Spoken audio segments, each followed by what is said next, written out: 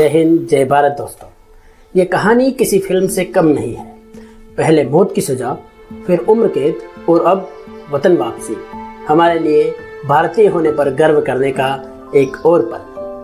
हमारे देश की एक ऐसी जीत जिस पर पूरी दुनिया हैरान है। तो ये सब कैसे हुआ? आइए करते हैं आज की आपस की बात इसी टॉपिक पर। दोस्तों, बात है 30 अगस्त 2020 की रात की, जब कतर में काम करने वाले भारत के 8 पूर्व नौसैनिकों को कतर के खुफिया विभाग के अधिकारियों ने रातों रात उठा लिया।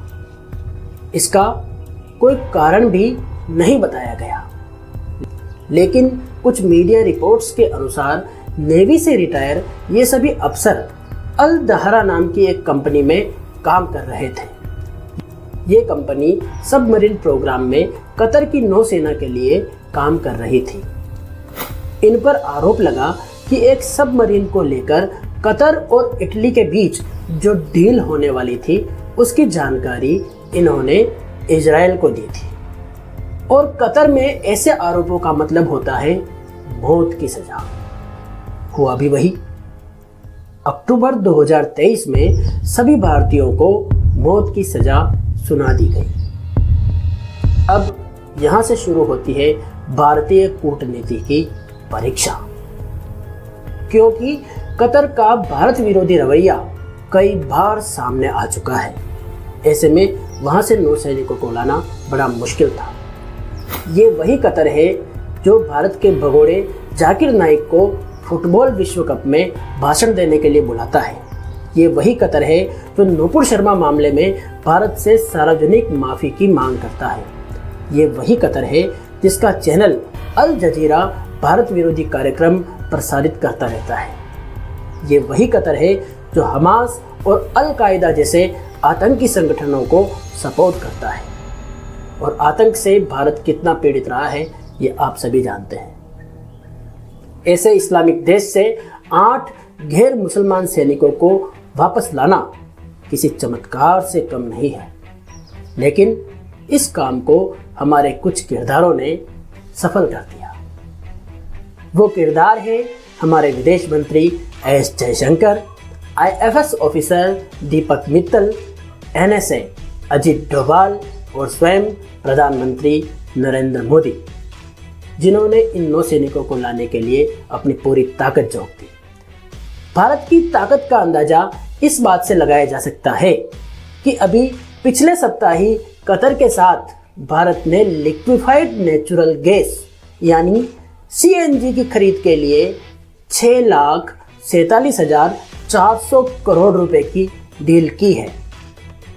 और उसके तुरंत बाद अब भारतीय नौसैनिक रिहा हो गए। जबकि ये डील 1999 में जो डील हुई थी, जिसके तहत भारत कतर से LNG खरीदता है और जो 2028 तक लागू रहेगी, उससे भी सस्ती है। गणित को समझिए आप। नहीं, मैं नहीं मानता। ये समझौता 2028 से लागू होगा।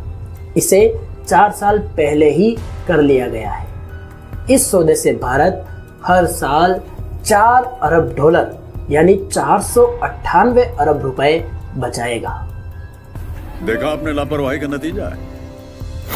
मतलब मोदी सरकार में आम के आम और गुठलियों के दाम। और ये मिशन इतना सीक्रेट रखा गया था कि कुख्यात भारतीय मीडिया और इन नौसैनिकों के परिवार वालों तक को पता नहीं चला, जब तक कि वो इंडिया वापस आ गए। इंडिया आने के बाद इन्होंने अपने परिवार वालों को फोन किया कि हम इंडिया पहुंच गए हैं। फिर विपक्ष को तो क्या ही पता लगेगा।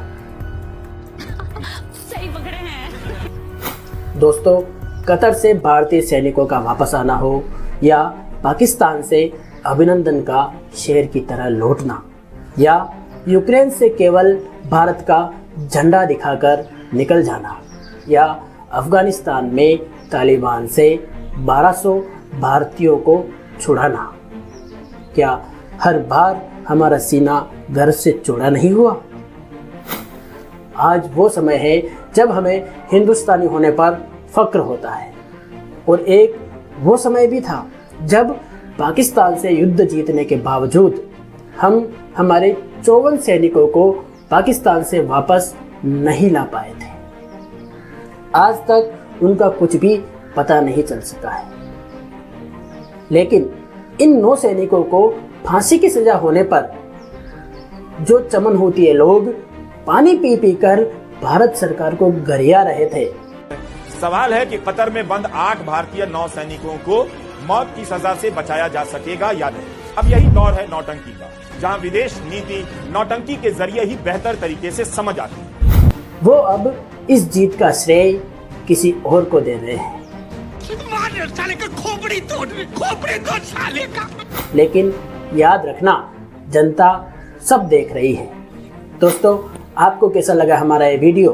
अपनी राय कमेंट बॉक्स में जरूर रखें। वीडियो को लाइक करें, शेयर करें, चैनल को सब्सक्राइब करें। शीघ्र ही मुलाकात होगी।